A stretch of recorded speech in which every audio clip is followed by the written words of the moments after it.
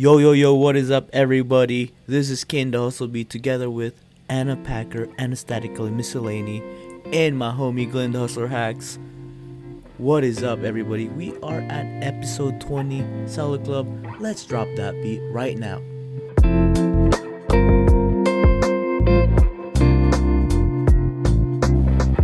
Anna, Glenn, what is up? How are you guys doing today? The big 2-0. Big 2-0. The voice was very soft in the very beginning. It's like, hey, episode number 20. Oh. I kind of like that. Oh, okay. Mix it up a little bit. It's Yep. A chill. little smooth, like yeah. silk. That's what I thought. You think silk, I think butter. We're not the same. I don't like butter. I'm vegan, so I don't know. I know. That's true, actually. I was gonna say hot chocolate. Is hot chocolate smooth? Like margarine. I've actually been it's crazy, like I'm on the hot chocolate kick right now. I have Really? 3 nights. You're like with kind hot of late chocolate. to the game. It's almost spring. That is true. Oh, that is true. What is that place we went to in Chicago, Ken, that has like a chocolate cake shake? Oh, Portillo's. What? Yeah. Anna, you know Portillo's? Yes. Right? Yes, last time I was in Chicago, I went and got a Chicago dog at Portillo's. Yeah, so basically they're everywhere good. now. I actually saw Portillo's in Florida.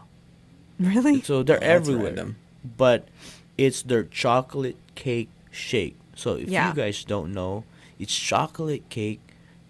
I mean, it's chocolate shake, and they dump a chocolate cake, a piece of chocolate cake in there. So you're drinking this shake cake with a giant boba straw.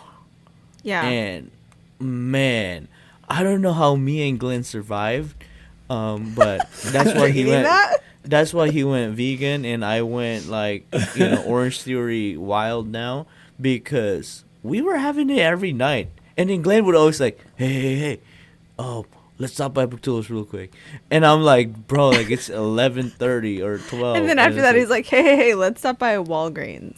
I know. Get some Pepto. We or have some something. other problems right after that. Yeah. No, Glenn would just I don't know, like Glenn really didn't take early on, didn't take anything. He would just like Yeah. lean back and be like, ugh. Yeah, the stomach was just trying to do its thing, and it was Aw. just like, oh, That's this rough. is not good. It's so rough. Yeah. Very rough. I feel like John probably had one of those when we went. We were also there like really late, wee hours in the morning after a freaking awesome Marvelous 3 concert. So it was like the time to just soak in all the good feels after the concert, eat some like really questionable food, but delicious food. Definitely delicious. Just questionable to eat something like a cake shake at, 2 in the morning or something. It's like, might not be a great choice, but you got to live in the moment sometimes. Exactly. Yeah, I was out of town. I was enjoying life. We sourced very well. It was a treat. So See, the chocolate would save me in that situation because I'm allergic to chocolate, so I that's would right. never be eating it in the first place. But if okay, there was a very vanilla good. one, I probably would try it. okay, there Oh, we go. should suggest that to him. Vanilla cake shake. Maybe a birthday cake. Yeah. Oh, Oh, birthday birthday cake, cake. like funfetti, anything. Love it. All right, Love now it. we Okay. really went off topic. This is nothing to this episode nothing to do with cakes or shakes It's or true. chocolate, but a very important episode that Yeah. Anna's gonna tell us about. You're like, I'm going to tee it up for you to tee it up for Ken to tee it up. Exactly. You got this, Anna. We're so good at this, you guys. No, but we are talking about actually something that's well known in some circles. I don't know how much this has been talked about in reseller circles. Certainly, more broadly speaking, in business, it is well-known concept called the Eisenhower Matrix.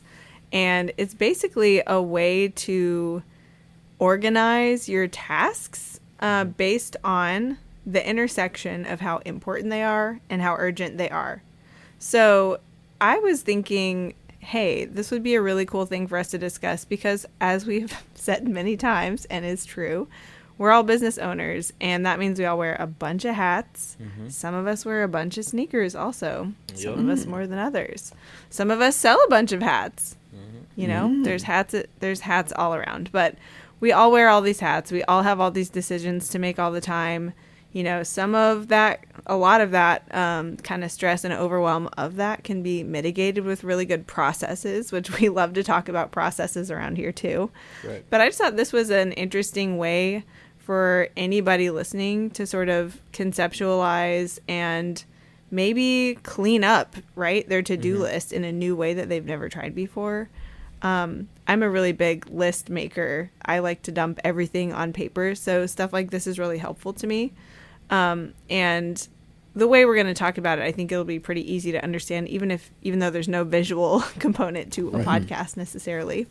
But we're also going to include a link to an article that kind of goes more in depth about this if you're interested in it, or if you want to see some visuals or read a little more about the history of it. But this is like a well-known concept, like I said. Right. A lot of people have written about it. And on this particular article that we're going to link to in our show notes, I just think, wow, this to me totally described resellers, like business owners in general, but definitely a lot of resellers I know too. And so I just want to read this little snippet. It says, try the Eisenhower Matrix if you find yourself running around putting out fires all day.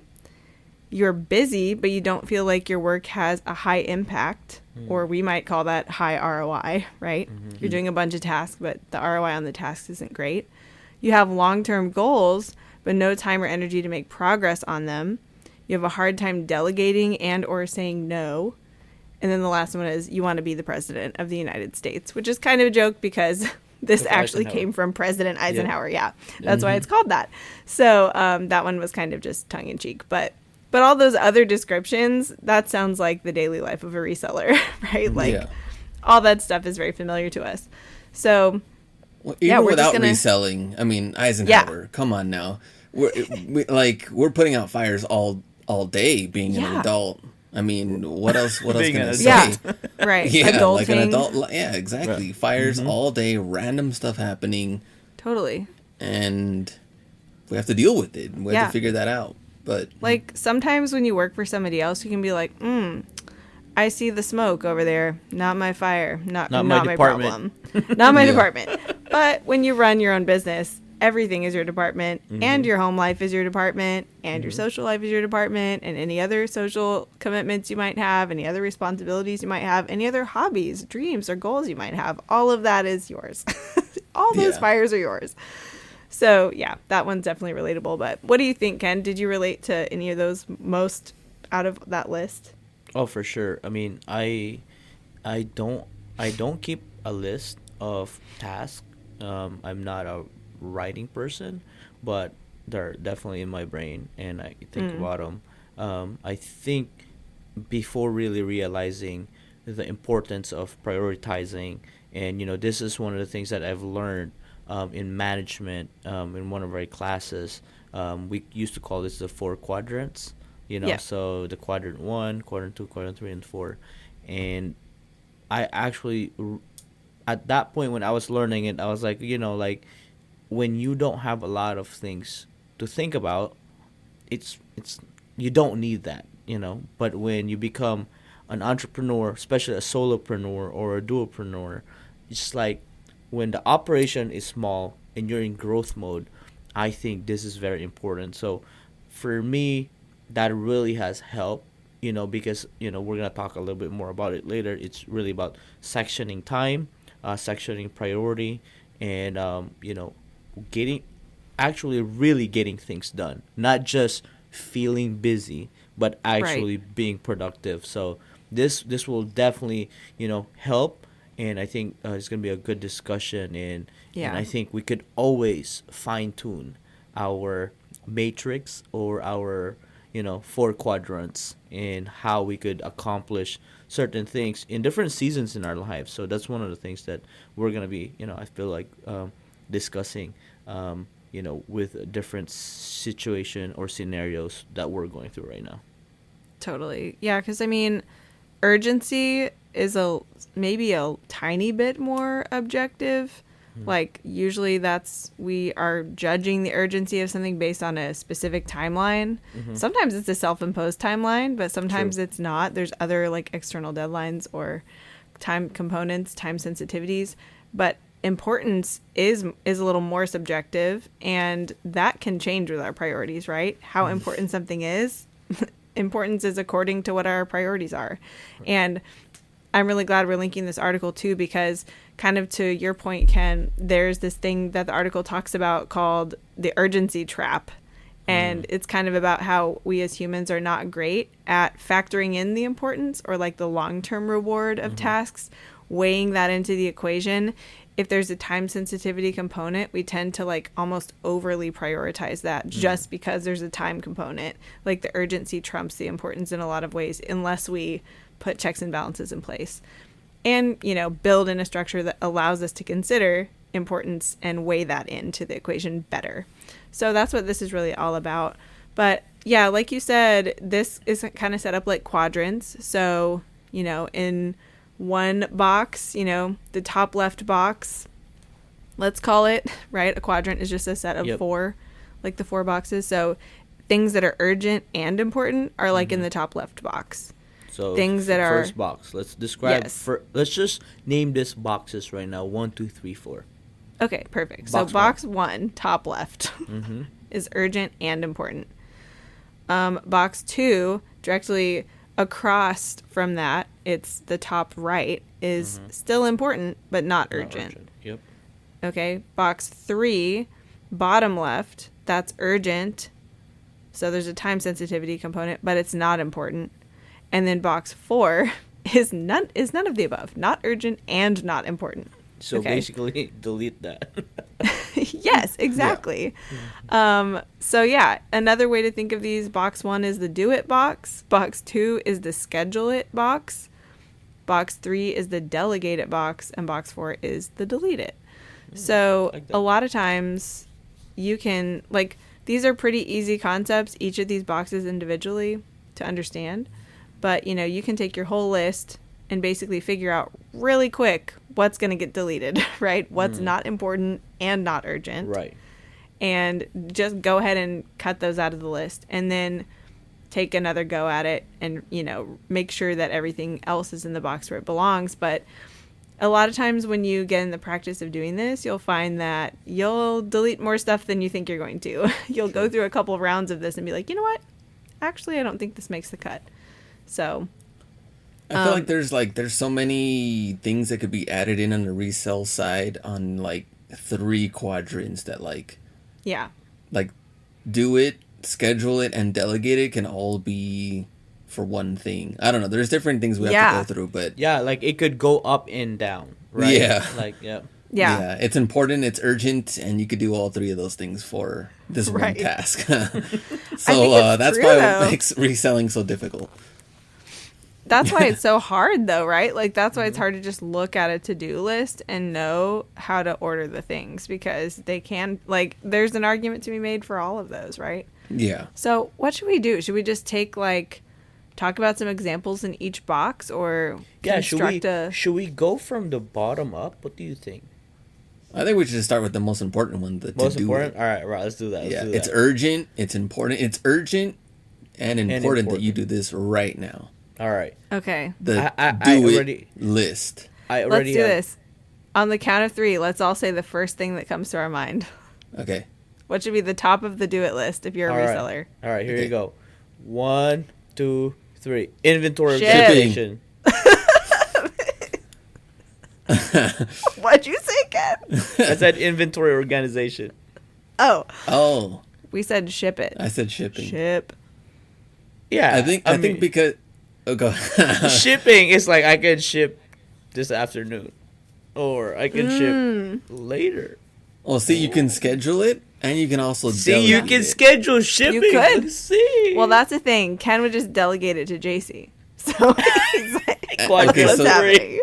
Okay, so shipping needs to be done. It's on the to-do-it list. Right. And Ken can schedule it in for 2 p.m. every single day, but delegate it to JC. So he did all 3 of the little... He did all 3. Okay, but I think we can agree for sure that shipping, if you're running a reselling business, shipping is a very important task. Yeah, it's urgent. And it has a deadline.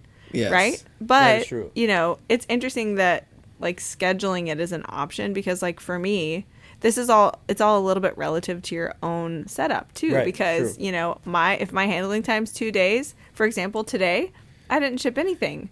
Tomorrow, I'll ship everything that sold today and tomorrow. That is And true. That is true. That And- could be considered me scheduling it, yeah, technically. also but, too, because yeah. I think it's crazy because you guys answered that the same, and you Yeah. guys are mostly single operation with Yes. with help, right? And Yeah. I think it's, for me, I answered it differently because for me shipping is like Yeah. like you said, JC could handle it easily, and for me, I don't feel that urgency or that pressing Right. feeling, right? Because I answered inventory management because, I mean, as Anna has seen it, Glenn has seen videos. When I say we have inventory coming in, it's really blocking everything. Yes, it's a bottleneck, right? It's, yeah. So I get why you said that, Yeah. because it's like, it's foundational. Yeah. Like, all the other things are going to be would undoable flow, or a mess. right? Like I feel like if you don't everything do it would first. flow better. Right. Like, so for the first time ever, so let me just go through my urgency, my Q1 example, or my box 1 example, Yeah. right? Finally, we have put every inventory that we have acquired within this year in its place. Like, they're put in racks, they're put in boxes, they're labeled. We literally actually have built a new shelving system for our clothing, and then realized, and then we need more. So, you know, I so knew that would happen. yes, she did guess more I bins. did. I Glenn, how called many it. bins did you have at one point? I think I had like 30 bins. Oh no! And now I still have them, but Yeah. they're all used. Or Okay. being used. Right now I have 16 bins filled, and I think I still need like between 9 to 10. And then Okay. Anna told me I needed 20 because I already had 10 existing. So she's right, guys. I stand corrected. Wow. That's I need some special sound effects right there for Yep. the record. Wah, wah, wah. Oh, thank you. Thank you. Yeah. Homemade sound Yeah, effects. so for our operation, that is the key, because I am a very visual person. So if I see clutter, my brain just halts, and it's just Yeah. like I just want to, like, go look the other way or stay upstairs or not want to be downstairs. And then also to our shipping, it gets affected because then it's hard to find things. So I think that is whatever is stopping your operation from flowing smoothly. That should be box 1. So Yeah. let me throw that question to both of you. What is that for you too? What is that one thing that slows your whole operation down that needs to be dealt with? Box number 1. Well, here's why I think it's different, because our example here says do it. Things with clear deadlines and consequences for not taking immediate action.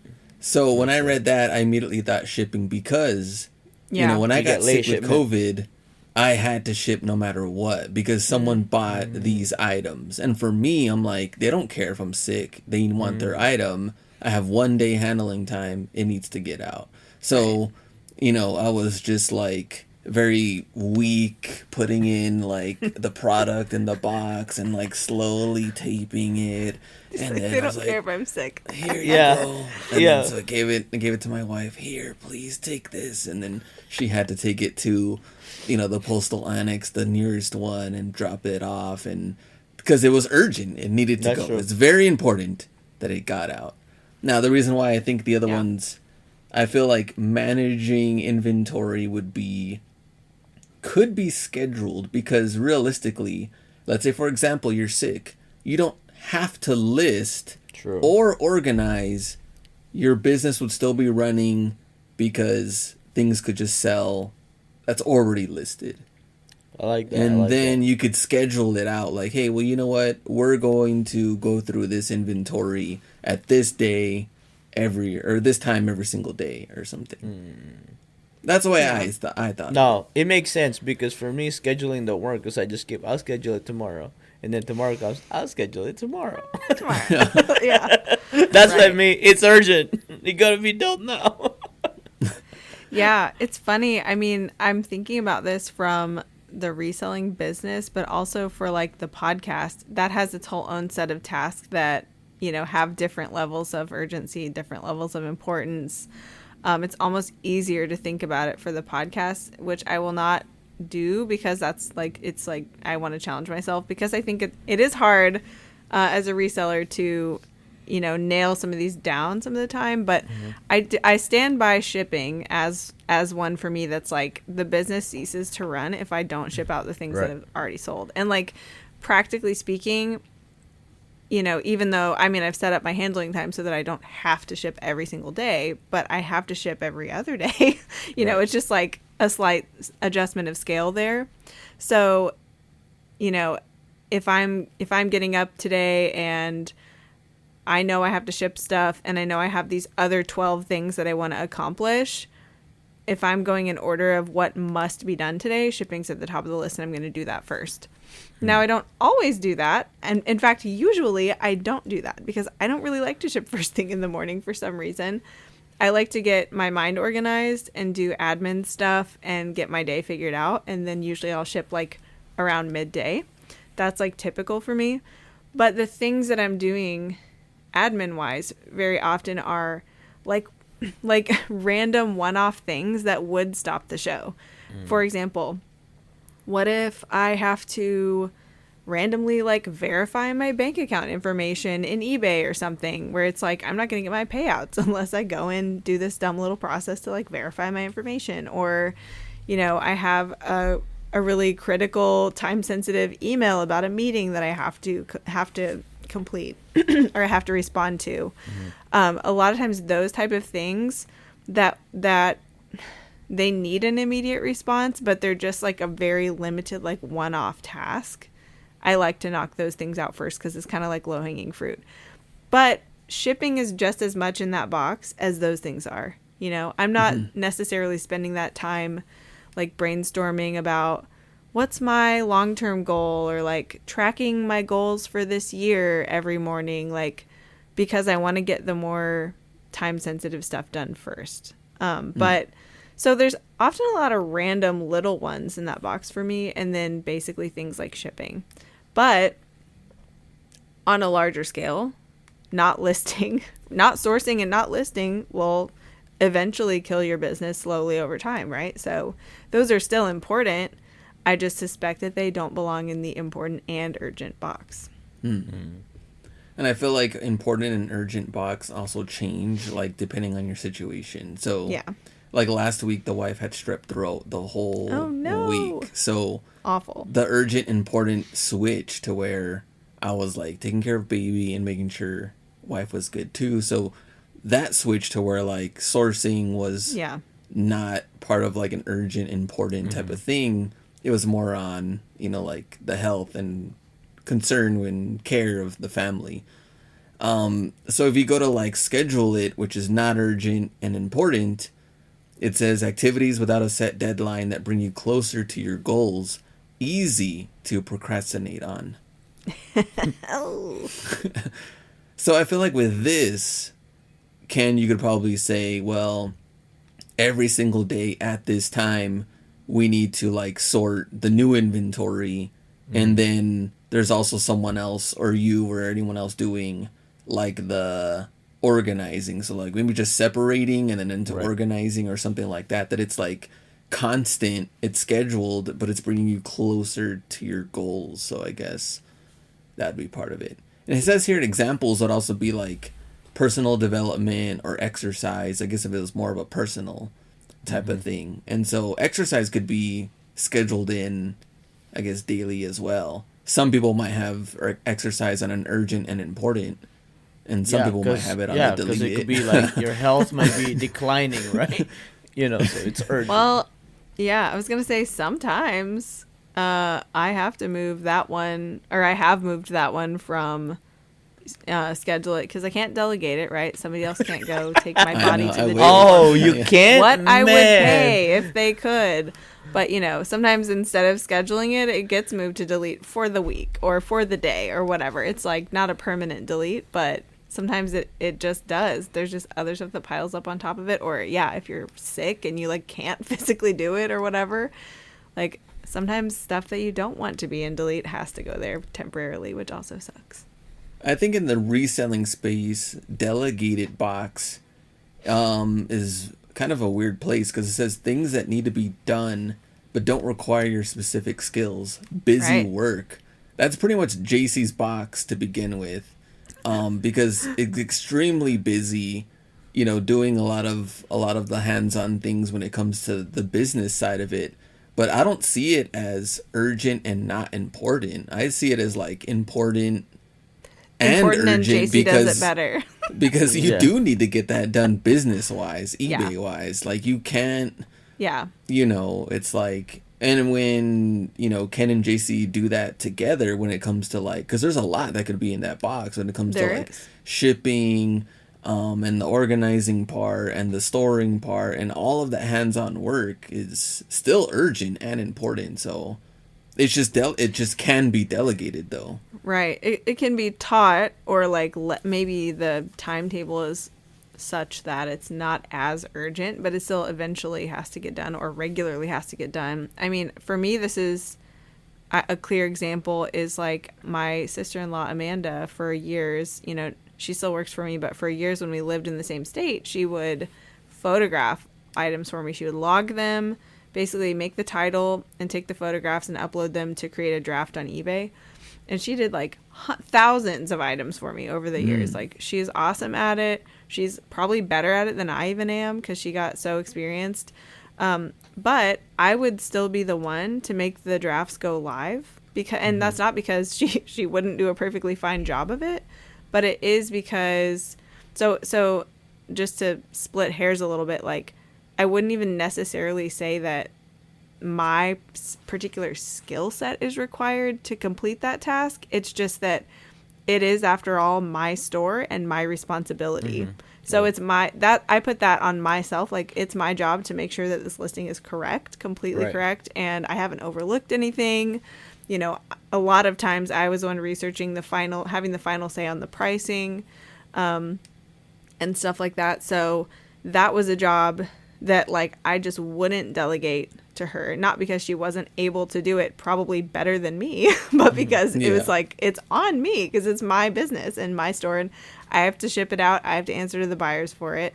So I just wanted that to have to flow through, my eyeballs one last time before it was live. So that's kind of an example. And yeah, I guess the verbiage of that could be argued. Like, is it really my skill set is that special? No, but it is like under my authority, I guess, or under my responsibility. I guess one of the examples would be like if Ken, well, what if he didn't, or what if he did delegate important stuff that needed him? That'd be like eBay needed him for a meeting on eBay Open last year. And they go into the meeting, and then Jace is just there, and He could Ken's just send like, Phil. I delegated He could just it. send Phil. Phil looks exactly like him.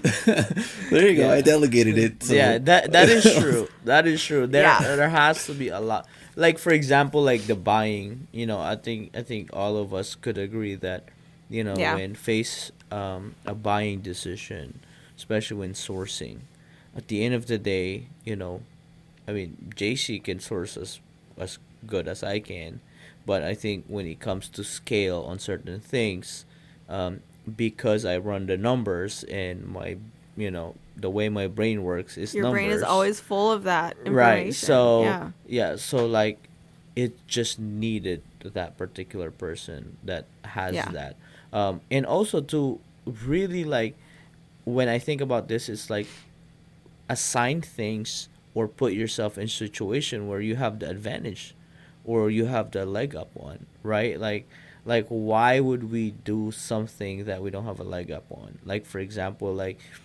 because JC does a lot of the listings, it goes to show that the shipping is faster because she puts them away. I'll put them away for her wherever she tells me, hold this, hold this different stuff here and there. But ultimately, she exactly knows where they at because she's planned that system. So I think that's Right. one of the things that I think to easily kind of like sum up that that that box is like who's doing it better, or if you're not really good at that task, maybe it's and you have to do it, right? Put it right, like for example, like if Glenn goes live selling or whatnot, and he doesn't know how to live sell, and he has to do it. What other choice he has? I mean, yeah, that's a great example too. It's like, can you just delegate that? Like, I don't feel like it. I'm just gonna have my neighbor step in and Yeah. pretend to be me. Yeah, my dog, my pug. Hey Yeah. guys, I'm subbing in. I mean, it's interesting too because I don't know about you guys. Well, I do know about you guys, but I'm not gonna speak for you on this. But you can agree with me if you want. I think that our individualism and our personalities flow into our businesses a lot, right? True. Like they are what they are because they're an extension of us to some degree. And Yeah. so when you take that personal aspect out of it too much, I think it will lose something that, like Ken, you're saying maybe is part of your advantage or competitive edge, because, it's all of your experience built in and all of your quirks and all the things that make you unique, that have an impact on what people experience when they interact with your business. But I do think that this box two, or I guess, is this box 3 or box 2? 3 for delegated. Okay, yeah. Yep. Delegate. So for box 3, it's like, it really is subjective to me, like what could really go in that box. Because even, for example, I know a couple of sellers who primarily sell clothing, like fashion, and they're, really well-oiled machines. They have people who create their listings and source for them. But the thing that they insert themselves into the middle of is doing their photos and doing like the research on pricing, for example, and shipping out or whatever. But like, I think that's interesting because I think a lot of people would say like, oh, I would never be able to have someone else source for me, like, but I've experienced that too. Amanda, my sister-in-law, I just mentioned, she's sourced for me and with me at times too, and she's great at it. Like, she isn't me, but she does think like me in a lot of ways, and that's why I knew she'd be really good at doing the type of thing very similar to what I do, like close enough, right? And probably, like I said, in some ways better. Like, she's very detail oriented in some ways that I'm probably not as detail oriented. So I appreciate that. But at that point, it almost is like a Ken and JC situation where it's like, well, we're just a team of 2 now. And this is, whatever we are able to do, not just me personally. But for some people, like I said, they completely outsource the entire sourcing side of their business, which is crazy. I never would have thought of doing that. Yeah. It's usually like the best part of the reselling business that people want to do the most of. So For funsies, yeah. It is fun. It is really fun. So, no, I agree. I think, and so not urgent and not important is the deleted box, which distractions that make you feel worse afterward. It sounds like regret or something. It can be okay. The regret box. Yeah, Sounds it can like be that- okay, but only in moderation. Sounds like the Yeah. chocolate cake shake at 2 a.m. Yeah, exactly. 3 days in a row. That's the Yeah. box. They had straight up delete that. That's where it belongs. I mean, Glenn did example, delete social it. media, Glenn deleted TV. Ooh. Oh, it had to. Eating junk food. So see, it is in there an example. Makes you feel bad after. So as a reseller, as a business owner, what would be? I mean, social media can be part of that. Which We talked if you about get stuck into a some few sort of episodes ago. IG loophole, Yeah. We did. yeah, then you're gonna be stuck. But and then also, I guess maybe comparing yourself to other businesses too, and oh man, they're killing it. I'm here sucking, can't even get anything sold. Then that's also Yeah. going to be into the distractions and make you feel bad and deleted and all of that. Video Yeah. games, man, I haven't played any like video games since, became an adult. It feels weird. Became an adult. I mean, You're like, Yeah. what happened? Dude, I mean, yeah. I loved NBA so much, And Yeah. ever since I started reselling, I haven't watched a full game. Really? Yeah, the last full game I watched was it was playoff LeBron, Miami Heat, and Pacers, something like that. Oh, yeah, that was a while back. That was a while back, but I was in the arena. That's probably the only way I can watch a full game So now. you had to. Yeah, yeah, right. So I think that is true, because a lot of these delete all things are, in a way, a luxury if you have everything lined up that you wanted. If I had my financial goals, if I have my sports car I want in my garage, if I have my project car in my garage, if I have all the sneakers I think I'd delete all. Until Delete then. it. Delete all. I feel like one of the distractions around like fall time, of course, is like football, NFL, and things like that. And I like when you could record it on a NFL Sunday Ticket. I wouldn't even watch it. I would just jump in until halftime and then go back and watch the first two quarters, and speed then it up. yeah, and then I would just forward the commercials, and then try to get like the game down to like 45 minutes or an hour, and that's it. Just because there's like way too many commercials, way too much going on, and there's so many other things I need to be doing that it's like, who actually sits and watches a full game? I'm like, I just see myself just kind of like getting impatient. Like, I can't sit here and do this. Like, this is rough, but it's and then Ken too, like he said, like watching a full game, like it is really difficult. And then now we're at the time too where like everything is instant. Netflix and Prime and everything, so you're kind of like, what, commercials? Like, I don't have time for this. It makes you not even want to watch No, it. to be honest, you're like, I don't want to watch this anymore. To be honest though, now that you're talking about commercial, I think it's the biggest time suck of any entertainment or anything like that. That's probably why I sub for all premium accounts. Like, I have YouTube Red, I have It's like, ain't got time for I that. have Sorry. Netflix, you got Spotify, because like, man, and this is crazy part, right? So you know, we hang out with different friends and stuff like that, and then like you ride in their car, Spotify plays, and then there's a commercial. I'm like, what? Like, because if you think about it, Like, you're already paying. log me in, log me in, Yeah, log me you're in. yeah. Put me in. Put my Bluetooth on. That's literally me. but no, I think that is really, you know, if you think about it, going to like the whole, you know, really getting things done. If you can get a lot of things done. It's just a matter of, more than anything, now that I realize this, I'm glad we did this, because Quadrant 4 might be the most important box. Yeah. Box It 4 might. should be in box 1. Oh. It's urgent and important. Wow. Urgent. It's important and urgent that you delete Secret. this It's box. box 0. Yeah, that's what it is. Box 4 is in box 1. Eating So- junk food, other distractions, so Snacks. snacks, alcohol. Distractions. I'm not there yet. I'm Um, still going through my snack I'm phase. actually. You're in your snack era again. I'm thinking about this a little bit differently, and I mean, I agree with all that stuff. Stuff that's time wasters. That, you know, whatever. Also, though, I definitely feel like there's room for leisure activities. You know, we're not saying that all leisure activities are bad and you should work all the time. That's not what we're saying. But I think in the business, this is the box that's just quietly sitting there, constantly challenging me to tighten up my processes.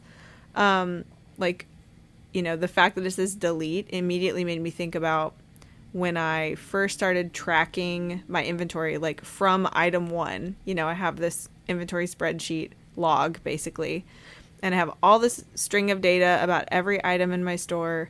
And when I started, there were like 3 or 4 additional columns of information that I deleted after a couple years, because I'm like, I am taking the time to track these 3 or 4 things that I really don't care about. And like, honestly, I don't need to spend 2 seconds on each one of these columns times infinity items.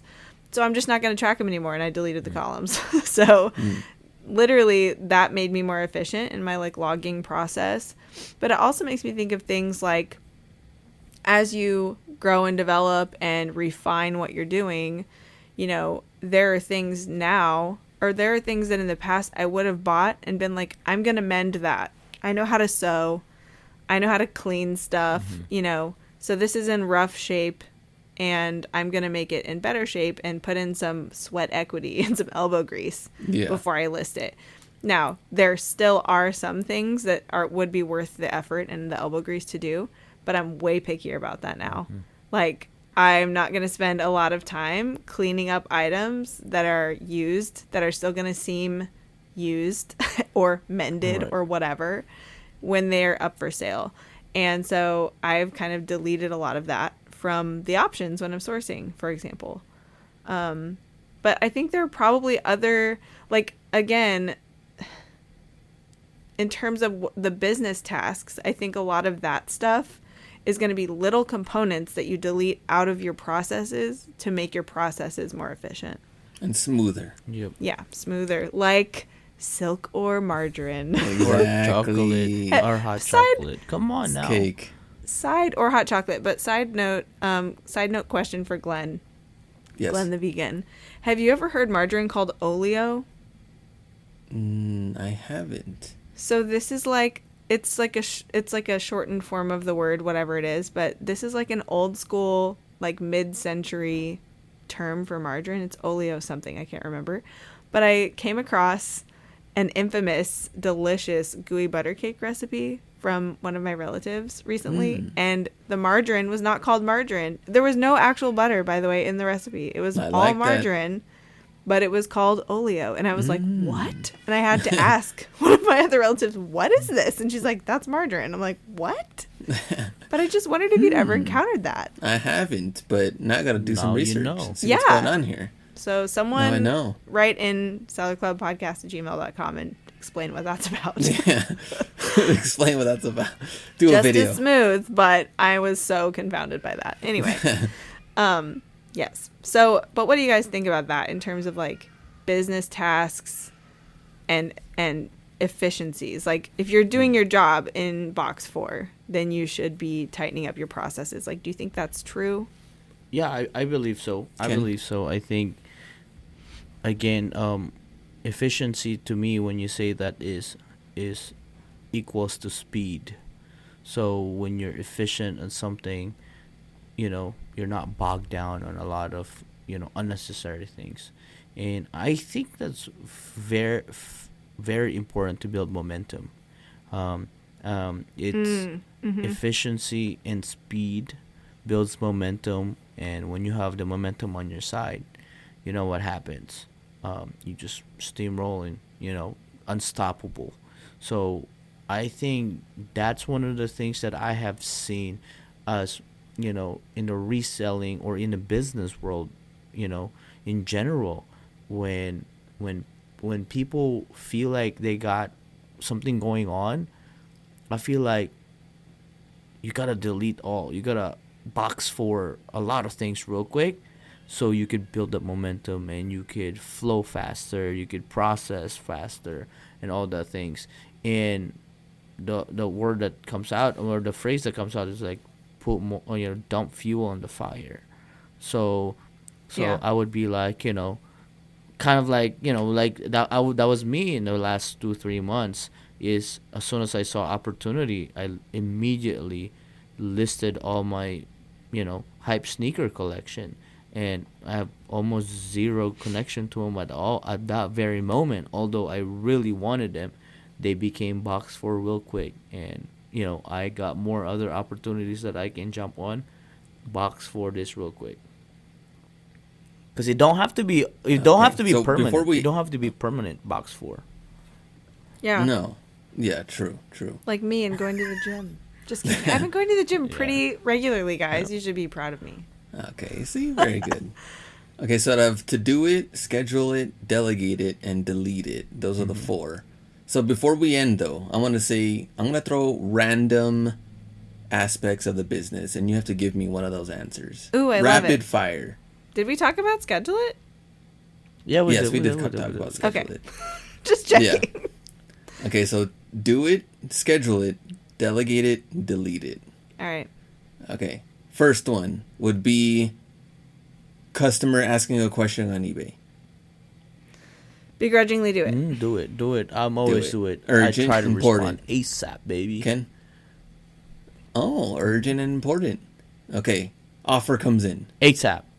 Do it. Yeah. Box one. Box one. You're going to let it ride. Delegate it. Let someone else Well, answer JC that delegates it to me. Oh, There you go. So there you go. Okay. Let's say actually taking or picking up boxes that need to get out for shipping. Like, do you deliver them to the post office or do they come pick them up? I mean, how? Where would I you guess put I that? delegate that Oh, because I they pick deliver it up. it because I do it ASAP. I'm just joking. I schedule it. I schedule my so- drive to the post What? office. Oh, okay, but it's part of your, I guess, like scheduled routine then. Right. Okay, so it is part of it. Looking at finds on IG, things that people find, or small little reels or things like that. Garage sale reels, things like that. At this point, delete it. Delete That's a it. good Delete question. it. Yeah. Delete it. Yeah. Important. I would say delete it, but caveat, it depends on the purpose that it's serving. Because, for example, Ken, I know that you do schedule in time for market research. Oh, yeah. Every morning. And if that's part of your market research, then it would just happen during that scheduled time. That is right? true. I do not schedule time for market research. So for me, it's probably box 4 most of the time. But, you know, in the spirit of learning from other sellers, I mean, networking, community work, all that stuff for me is in the schedule it category in general. So it depends on the purpose it's serving. Okay, what about double checking old listings and or inventory? Schedule it. Like, is this really listed or not? Where is Yeah. this? Schedule it, 'cause, if anything. It's gonna Schedule energy suck. Although if I had someone to delegate it to, I would probably do that. Oh, okay. I mean, I've kind of done that. The only reason I can't do that now is because Amanda, who I would delegate that to, and who has done some audits for me of my listings, all the physical inventory is not with her, so she can't do that part of checking it, but she can check the listing itself, which she has done. So I've totally delegated that. Okay. Alert comes in. Buyer wants to return an item. Delete it. I knew you were going to say that. I wish y'all could have seen his face when he said it too. No. That's Because I have auto decline if it goes. I have no returns, and if it goes to authenticity guarantee, AG declines it for me. Auto decline. Wow. I would probably, again, reluctantly do it. Yeah, Do it. get it Urgent, over with. important. Rip off the Band-Aid. Yeah. Oh, okay. 4 returns come back throughout the week. What do you do Delete with the app. them? Delete the app thing.